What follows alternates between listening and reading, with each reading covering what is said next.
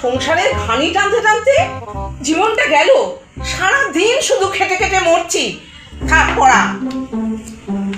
সন্ধ্যে 6টা থেকে রাত্রি 8টা বেজে গেল।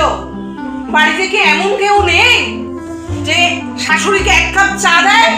কি হলোটা কি? 1 কাপ চা পাবো কি পাবো না? এই আমি বসে রইলুম, আমার চা চাই। বাড়ির নাম শান্তিনীর। এটা হলো জগদ্দম্বার সংসার। আর ইনি হলেন শ্রীমতী জগদ্দম্বা গাঙ্গুলি। 1 ছেলে 1 মেয়ে, জামাই বৌমা নাতি নাতনি নিয়ে তার সংসার।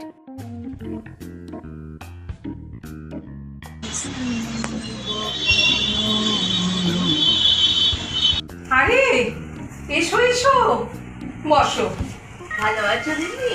হ্যাঁ, তোমার তো ভরা সংসার, ছেলে বৌমা মেয়ে জামাই নাতি নাতনি সব ভালো তো? হ্যাঁ, সব ভালো আছে।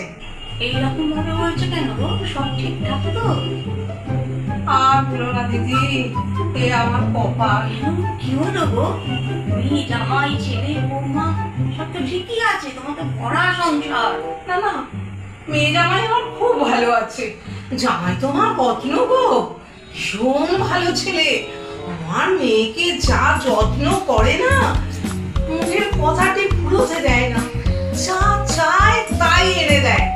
বাবা, আমি তো বলি মেয়েকে, দেখ এত কিছু পাচ্ছিস, আনন্দ করে নিয়ে নে। জামাই আমার বড্ড ভালো রে, বড্ড ভালো ছেলে। কেন গো, তোমার ছেলেটাও তো ভালো ছিল গো। আর বলো না দিদি, ছেলে তো আমার ভালোই। এত কষ্ট করে ছোটবেলা থেকে মানুষ করেছি। আর ওই যে এসছে না, তার সব সময় ঘোরা বেড়ানো, এখানে যাওয়া ওখানে যাওয়া, এটা কিনবো এটা।